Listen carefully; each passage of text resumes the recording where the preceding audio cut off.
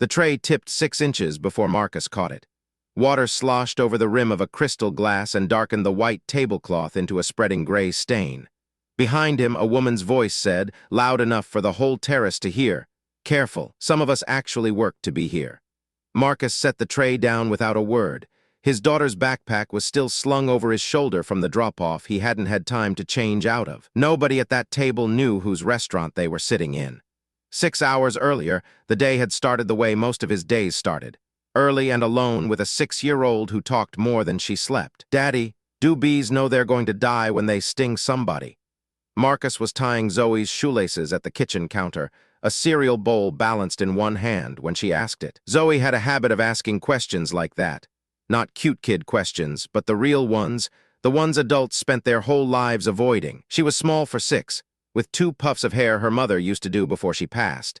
And now Marcus did them himself every morning, badly, with a YouTube tutorial paused on his phone propped against the toaster. She had his stubborn chin and her mother's eyes, and she carried the same stuffed rabbit everywhere, one ear chewed soft from years of being gripped in her sleep. This morning the rabbit was wedged under her arm while she ate, because Zoe had decided months ago that breakfast was a 2-person activity, and she wasn't going to be the only one at the table. She'd named the rabbit Thursday, for reasons she'd never once explained and Marcus had stopped asking about, and she introduced it to new people exactly that way. "This is Thursday," daring them to react like it was a strange thing to say. "I don't know, baby," Marcus said, working the second lace into a bow that wouldn't survive first recess. "Maybe they don't think about it, maybe they just do what they gotta do." "That's sad." "Yeah, kind of is. Would you do that? If somebody was being mean to me, and the only way to stop them was something that would hurt you real bad?" Marcus looked up at her. She wasn't performing the question. She meant it the way 6-year-olds mean things, which is to say completely. "Every single time," he said. "Don't even have to think about it." She seemed satisfied with that, the way she seemed satisfied with most honest answers, and went back to her cereal. She had a way of asking a question, getting an answer that worked for her, and moving on without any of the circling back that adults did when they weren't sure they believed what they'd just heard. And Marcus envied that about her some mornings. He spent most of his own days circling back. He packed her lunch while she finished eating turkey sandwich cut on the diagonal because she refused it any other way. An apple she wouldn't touch. A note folded into a square that just said, "Have a good day, Bug," because he'd started leaving them in 1st grade, and stopping now felt like it would mean something it didn't. Rosa had told him once that he was raising a kid who noticed things most adults had trained themselves not to, and Marcus had said he wasn't sure if that was a compliment or a warning. Rosa said it was both, and that most good things were. He got her to the bus stop at 7:40, kissed the top of her head, and watched her climb the steps with the rabbit tucked under her arm like it needed protecting more than she did. Then he drove 40 minutes to the Whitmore Grand, and somewhere around the 20-minute mark, the way he did most mornings, he felt the shift happen. Not dramatic. Nothing like a costume change, just a quiet recalibration of posture and voice that turned Marcus Delane, majority owner, into Marcus, the new guy on the terrace. He kept a spare black button-down folded on the passenger seat for the days he didn't have time to change at home. He kept his real watch in the glove compartment and put on a cheap one that told the same time just as accurately. None of it was about deception for its own sake. It was closer to what Dana used to do at the end of a long shift at her own front desk. Set down whatever the day had handed her before she walked back through her own front door, so it didn't follow her inside. Marcus had just built himself a version of that ritual in reverse. He clocked in at a job that paid him $14.50 an hour to carry other people's food, at a hotel where he'd been working the breakfast and lunch shift on the terrace restaurant for the last 8 months. Nobody at the Whitmore knew that Marcus Delane wasn't just a waiter. 2 years earlier, Marcus had sold the logistics software company he'd built out of a garage in his 20s for a number that still didn't feel real when he said it out loud. He'd started that company with a used laptop, $400, and a conviction that small trucking outfits deserved software that didn't treat them like an afterthought.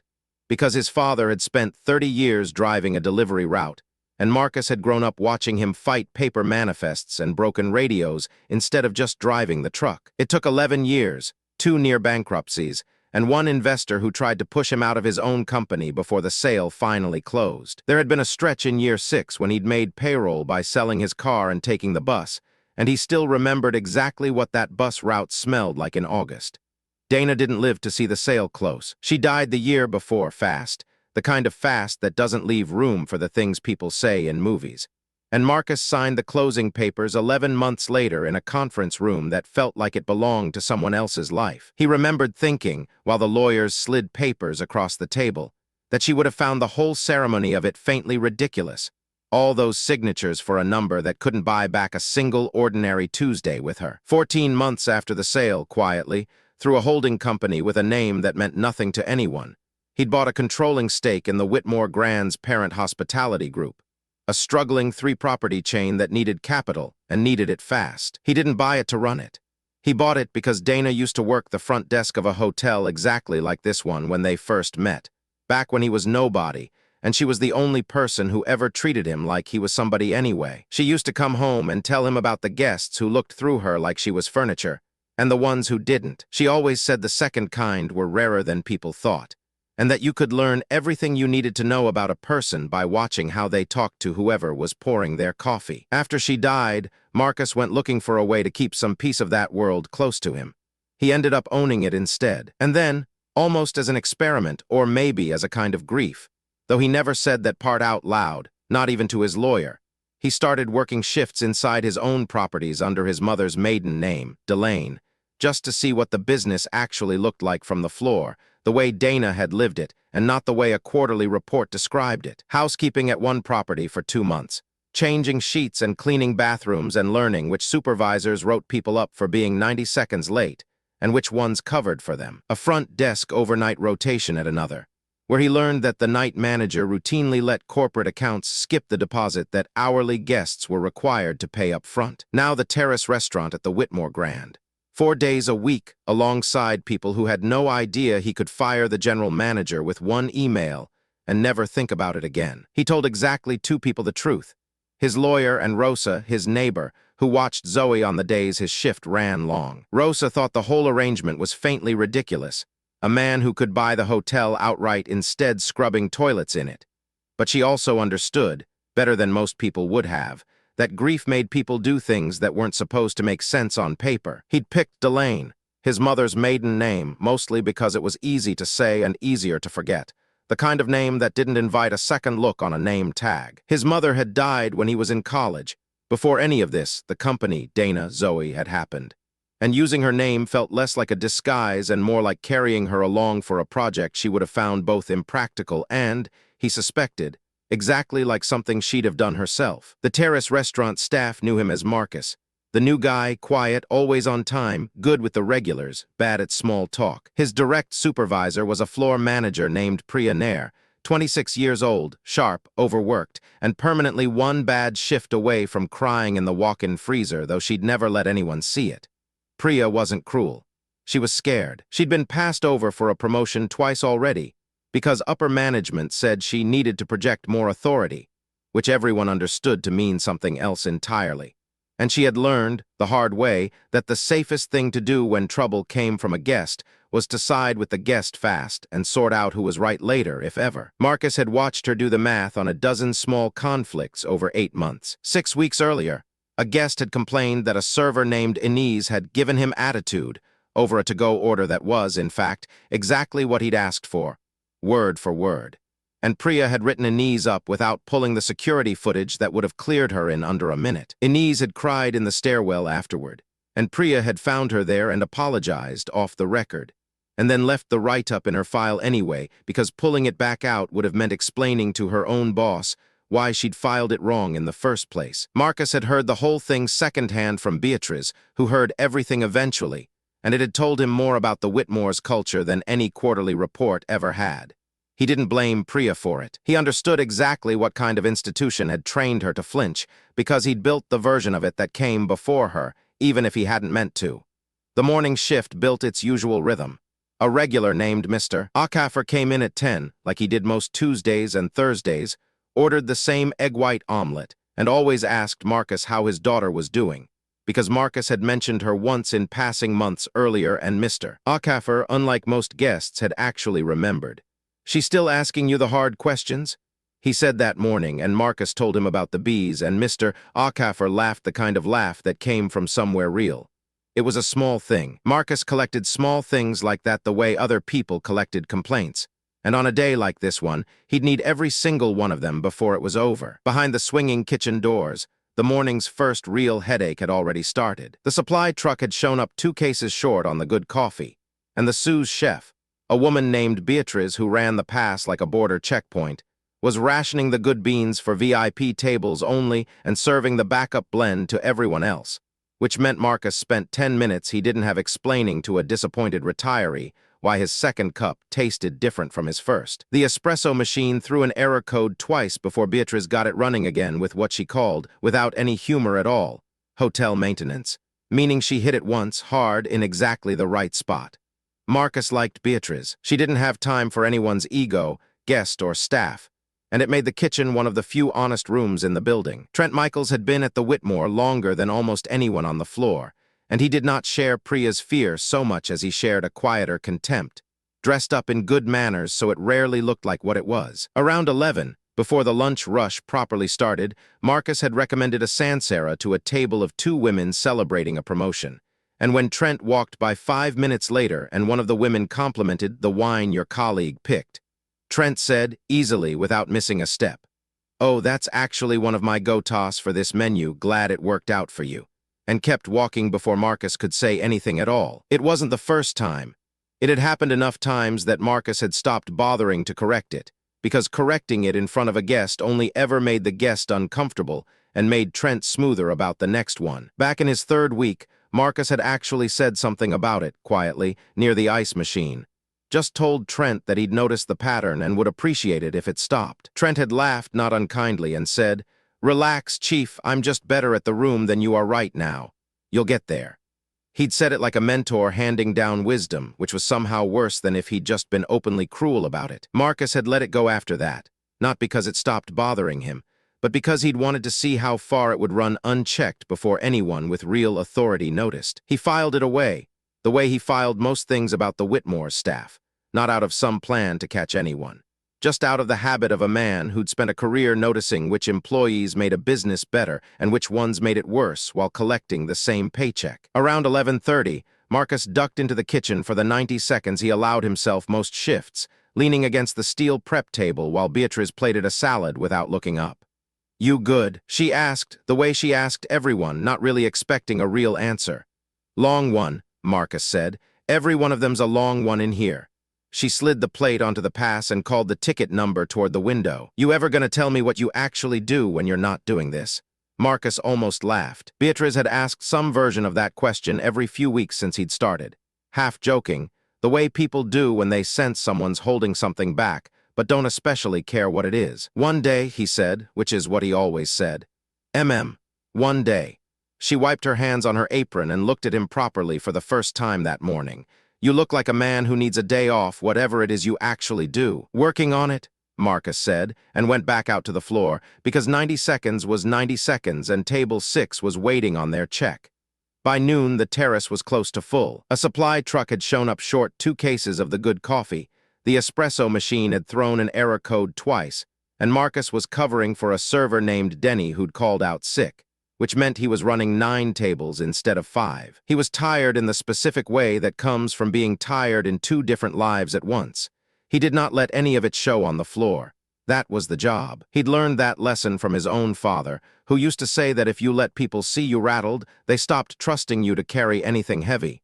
Marcus carried it. He always carried it. At 12:15, a party of 6 arrived at table 9, headed by a man named Grant Ashworth. Grant Ashworth was 58, silver-haired, and used to being the most important person in every room he walked into, largely because for the last 30 years he usually had been. He ran a private equity fund that specialized in buying distressed hospitality assets.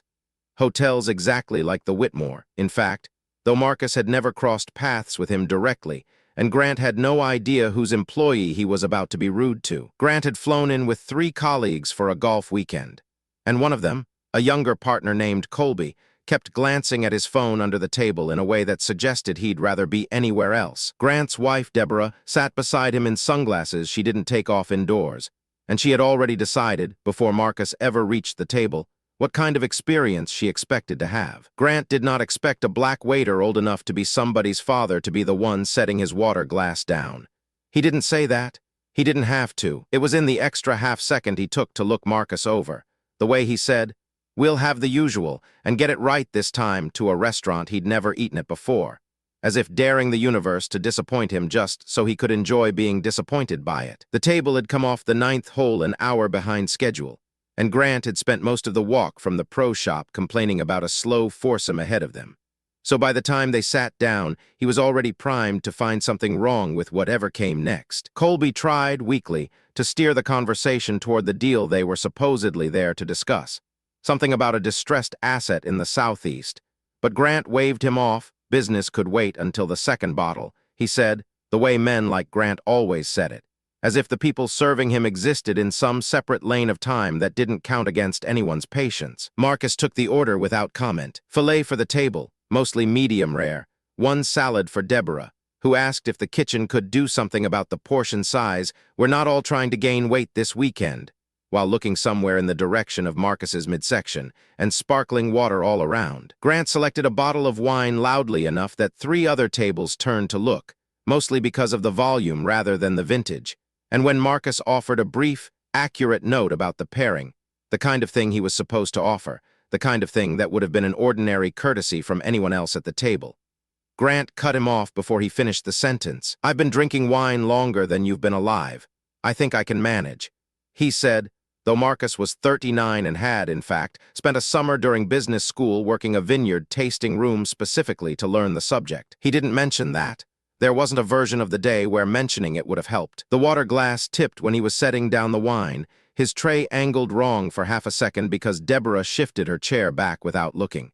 It wasn't a big spill. 4 ounces, maybe less, most of it landing on the tablecloth and a corner of a leather portfolio Colby had left too close to the edge.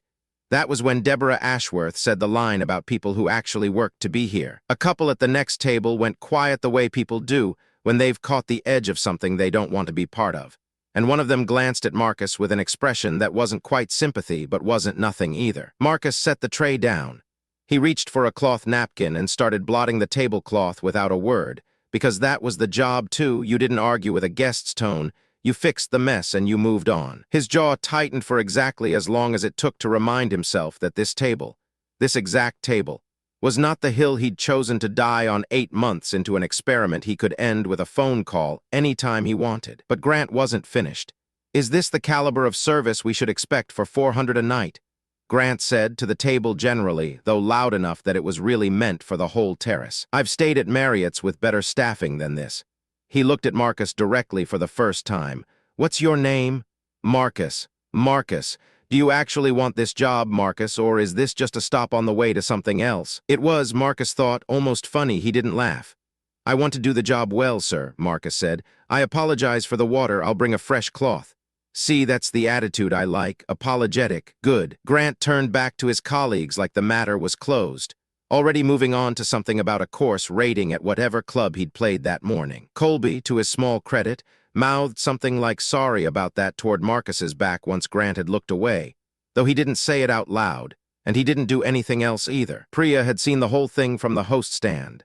She came over fast, the way she always did when a table showed the first sign of friction, and she didn't ask Marcus what happened. She asked Grant if everything was all right, apologized on the house's behalf, and told him the meal would be comped, all $400 of it, without once looking at Marcus to check whether that was fair. Then she pulled Marcus aside near the service station and said quietly, "Just be more careful with that table.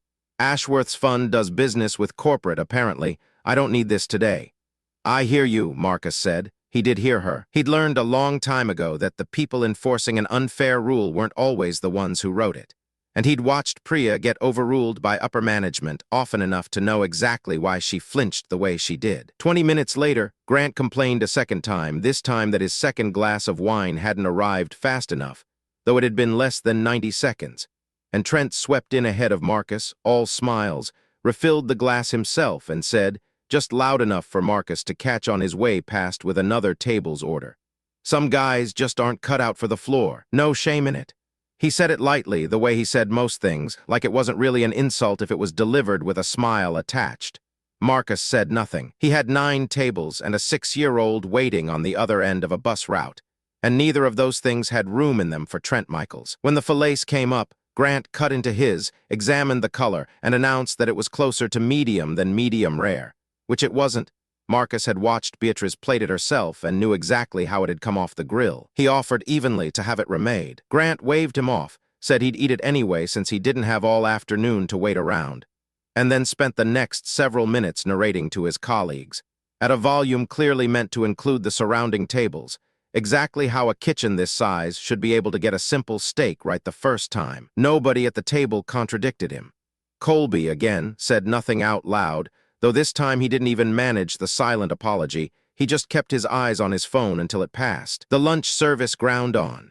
Marcus refilled water glasses, ran food, apologized for things that weren't his fault, and thought, in the part of his mind that never fully turned off, about a phone call he needed to return from his CFO about a due diligence report on a property in Charlotte. His phone had buzzed twice in his apron pocket during the rush, and both times he'd let it go to voicemail, because there was no version of taking a CFO's call on a restaurant floor that didn't blow up the entire arrangement he'd built for himself. He thought about Zoe's parent-teacher conference on Friday, which he'd already had to move once, and made a mental note to ask Rosa if she could cover the pickup, in case the conference ran long the way they always seemed to. He thought once briefly about Dana and what she would have said about Deborah Ashworth, and decided she probably would have said nothing at all in the moment, because she always said the ones like that weren't worth the breath.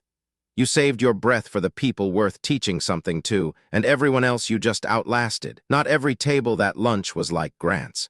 A family of 4 at table 3 tipped well over the standard and thanked Marcus by name after he'd mentioned it once on the way to seat them. A pair of retired teachers at table 12 asked him, unprompted, how he was holding up on a day that was clearly running him ragged, and meant it enough that Marcus almost told them the truth just to have somewhere to put it. He didn't, but he carried the question with him the rest of the shift, the way he carried Mr. Acaffer's, filed next to it in the part of his mind, reserved for evidence that the floor wasn't only made of people like Grant and Deborah, even on the days it felt that way. Carol Whitfield hadn't planned on stopping at the Whitmore Grand that day at all. She'd been driving between 2 other properties for routine service audits, unannounced by design, because announced audits only ever showed her the version of a hotel that management wanted her to see. The Whitmore happened to sit between the 2, and she'd decided, on a whim that would later feel like fate to everyone at table 9, to swing through and check the terrace lunch service in person instead of relying on the comment cards. At 1:40, the reveal arrived, and it arrived the way these things usually do, sideways, through a door nobody was watching. Whitmore Grand's regional operations director walked onto the terrace with a clipboard, and the particular stride of someone doing a surprise site visit. Carol had been with the company 11 years, survived the ownership change, and was one of maybe 4 people in the entire organization who had ever been in a room with Marcus Delane as himself. The real him, in a suit, at a quarterly ownership review 8 months earlier, the same week he'd quietly started his shifts on the floor. She hadn't seen him since. She had absolutely no reason to expect him standing at a service station in a black apron with a wine stain on his sleeve. She saw him anyway, and she stopped walking. Mr. Delane. The word landed on the terrace like a dropped plate. Priya's head turned first. Trent's face did something complicated and then went still. Grant Ashworth, mid-sentence about a golf handicap, actually stopped talking, which for Grant Ashworth was its own kind of event. Marcus set down the pitcher he was holding. "Hi, Carol. I didn't—" Carol looked from Marcus to the apron to the terrace at large, visibly recalibrating in real time. "I didn't know you were on site. Nobody flagged it on the visit schedule."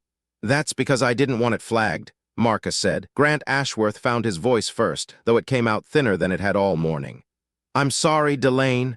As in the ownership group, yes," Carol said, still half-turned toward Marcus like she needed to keep checking he was real. "Mr. Delane holds the controlling stake in this property and the 2 others in the portfolio." Nobody said anything for a moment. Deborah set down her fork. Marcus didn't raise his voice. He didn't need to. The silence was already doing the work for him. "You asked me 20 minutes ago if I actually wanted this job," he said to Grant, "or if it was just a stop on the way to something else. Turns out it's both. I built the company that bought this hotel, and I still want to do the job well. Those 2 things aren't in conflict, even if that's hard for you to picture." Grant's mouth opened and nothing came out for a second. "I had no idea. If I'd known—" "That's exactly the problem," Marcus said. "You shouldn't need to know who somebody is to treat them like they matter." He let that sit for a moment, And then he let himself say the one thing he'd been carrying since he was 14 years old. "My father drove a delivery route for 30 years, he said, not loudly, just clearly enough that the table heard every word. I rode along one summer and watched a man at a loading dock talk right through him, wouldn't even look at him, until he needed my father's signature on a clipboard for a shipment. Then suddenly he had all the respect in the world. My dad signed it, got back in the truck, and told me some people only see you once they need something from you. Remember who saw you before that. I've spent 25 years remembering that sentence. I didn't expect to need it again today, but here we are." Carol was already moving into damage control, the operations director instinct kicking in fast. "Mr. Delane, I can have the floor manager pull you into the back so we can sort out." "No need to sort anything out back there," Marcus said. "Everything that needs sorting can happen right here." He looked at Priya, who had gone pale and very still near the host stand. "Priya, come here a second."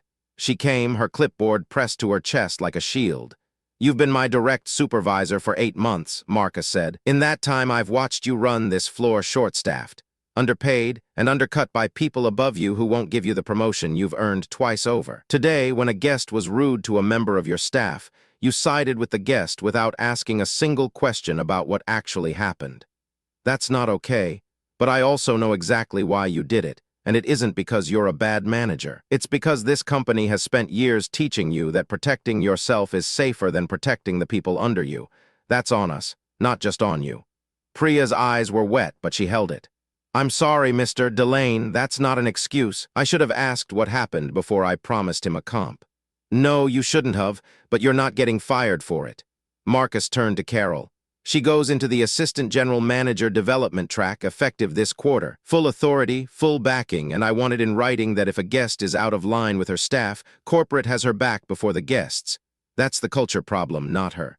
Carol nodded, already writing. Priya let out a breath she'd clearly been holding since the moment Carol said Marcus's real name.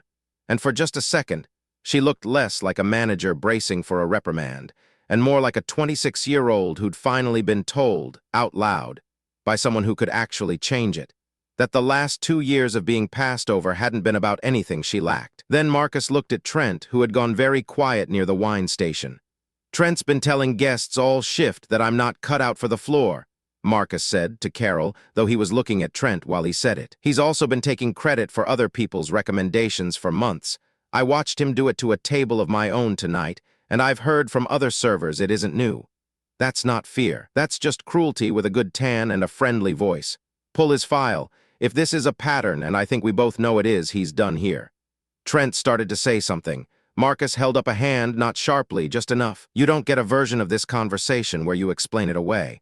I watched you do it for 8 months thinking nobody with any power would ever see.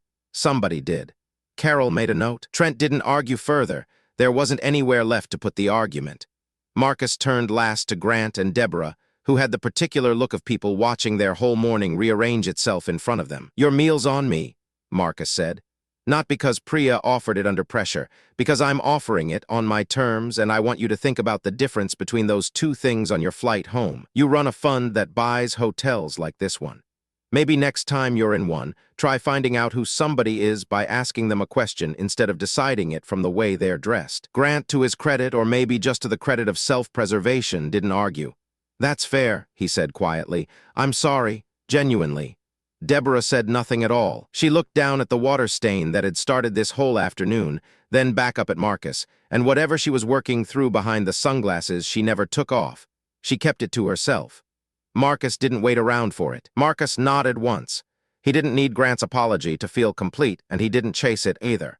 Some apologies you take because refusing them just keeps you standing in the same spot a little longer than you need to. The whole exchange took under 4 minutes. Carol offered again to move things to a back office, and this time Marcus agreed. Priya still had a floor to run and didn't need an audience for the rest of it. The fallout was short and specific. Trent's termination was processed within the week. An HR review turned up 2 prior complaints from other servers that had gone nowhere, because nobody with authority had taken them seriously. Priya's promotion was finalized inside of a month, along with a policy change across all 3 properties. Staff guest conflicts now went through a documented review before any comp was issued, and no employee could be overridden without it. Colby sent Marcus an email a week later. Unprompted, admitting that mouthing an apology across a table wasn't courage, just a quieter version of the same failure. Marcus didn't respond, but he didn't forget it, and when Colby's fund later approached the ownership group about a separate deal, Marcus took the meeting himself. He picked Zoe up from Rosa's that evening later than usual. She was sitting on the porch steps with her rabbit and a coloring book. And when she saw him, she didn't ask why he was late. She just held up a picture she'd drawn of a bee, orange and lopsided, with a speech bubble that said "I don't want to die" that Rosa had clearly helped her spell. "I decided bees know," Zoe said, hopping down off the step to meet him halfway. "But they sting anyway because it's the right thing to do for their friends." Marcus picked her up even though she was getting too big for it. "Yeah," he said, "I think you might be onto something there, baby. Did you have a bee day today?" He thought about that for longer than the question probably needed. "Kind of," he said. "Somebody was mean to me and I didn't sting them right away, but I didn't let it go either." "That's the same as a bee," Zoe said, with the total confidence of someone who had just invented an idea and liked it. "You just did it later." "I did it later," Marcus agreed and carried her inside. Rosa was at the stove finishing something that smelled like it had onions and garlic and not much of a plan. And she raised an eyebrow at him over Zoe's head, the kind of look that asked a whole paragraph of questions without saying a word. Marcus just shook his head slightly, meaning later, and Rosa nodded and went back to the pot. Zoe wriggled down and went to find the rest of her drawings to show him, narrating each one in detail whether or not he'd asked. And Marcus sat at Rosa's kitchen table and let the day settle in his shoulders for the first time since 6:15 that morning. He thought, not for the first time, that this part, a borrowed kitchen, a kid's crayon bee, a neighbor who didn't need the whole story to know something had happened, was worth more than anything a closing papers conference room had ever handed him. He didn't say that out loud either. Some things you just let sit where they are. 3 months later, the Whitmore Grand's Terrace restaurant looked almost exactly the same. Same white tablecloths, same view of the pool, same slightly too loud regulars complaining about the wine list. The policy changes Carol had drafted in the back office that afternoon had rolled out quietly across all 3 properties by then. A documented review process for guest staff conflicts. A training module Priya had built herself from the incidents she remembered best. And a reporting line that let any hourly employee flag a pattern of mistreatment directly to a director, instead of routing it through whichever manager happened to be on shift. None of it made for a press release. It wasn't supposed to. What was different didn't show up in the decor. It showed up in a Tuesday afternoon in October, when a young couple came in for a late lunch with their infant daughter asleep in a stroller and a diaper bag slung over the father's shoulder. Both of them clearly nervous about bringing a baby into a restaurant that looked more expensive than their budget probably allowed. Their server, a new hire named Andre, brought on under Priya's revamped onboarding process, which now included a full afternoon on guest dignity training that hadn't existed a year earlier, pulled a high chair over without being asked, warmed a bottle in the kitchen without being asked, and when the baby started fussing and the mother apologized 3 times in 2 minutes, told her, "Don't worry about it at all. We've got kids come through here all the time. You take whatever time you need." Priya, doing a floor walk in her new role, stopped by the table herself, complimented the baby's socks, and comped their dessert, not because anyone had been rude to them, but because she'd started making a habit of it for families who looked like they needed the win. Andre, watching her do it, made a mental note the way new hires do when they're learning what actually gets rewarded somewhere, not just what's written in the handbook. 2 tables over, an older man in a golf polo asked loudly why his club soda had taken so long, and a different server, one who might, a year earlier, have absorbed the complaint in silence and eaten the blame for a kitchen delay that wasn't hers, explained, evenly, that the bar had run a large banquet order and it would be another minute. And the man, mildly surprised at being answered instead of apologized to, said that was fine and went back to his phone. Priya had trained that response into every new server personally. She called it without much ceremony, just telling people the truth. Nobody at either table knew who owned the hotel. Nobody needed to. The floor worked the way it was supposed to work now, whether or not anyone with power was watching, and that, more than any apology Marcus had collected in the back office 3 months earlier, was the part that would have meant something to Dana. There was a version of this story where Marcus fired everyone who'd been unkind to him that afternoon, comped every guest in the restaurant out of spite, and left a mark on the Whitmore Grand that everyone talked about for years the way people talk about a scandal. That version would have made for a better headline. It wouldn't have made for a better hotel. What he'd actually done, the promotion, the termination, the policy nobody outside the company would ever read about, was slower and smaller and considerably less satisfying to tell at a dinner party. And it was also the only version of the day that had actually changed anything for the next family that walked onto that terrace not knowing or caring who owned it. Marcus wasn't on the terrace that Tuesday to see any of it. He'd stopped working the floor 2 months after the Ashworth lunch. Once Priya's new systems were far enough along that he trusted them to hold without him standing in the middle of the room. He still came by sometimes, off the clock, in his own clothes, and sat at a corner table with Zoe on the weekends she asked to see the place with the good bread. She'd taken to calling it that after her first visit, and it had stuck the way kids' names for places always do, long after the actual reason for it stopped mattering. Nobody on staff treated him differently than any other regular, which was, he'd come to think, exactly the point of the whole exercise. He'd built a company once to fix a problem his father lived with for 30 years. This had turned into something smaller and, in its own way, harder, fixing a problem that lived inside a single restaurant terrace. One shift, one manager, one server at a time, with no software update that could patch it faster than people simply deciding to do better, because someone had finally shown them what better looked like. If a story like this one ever made you think twice about how you treat the person carrying your tray, hit subscribe, because the next story might be the one that finally makes you say it out loud.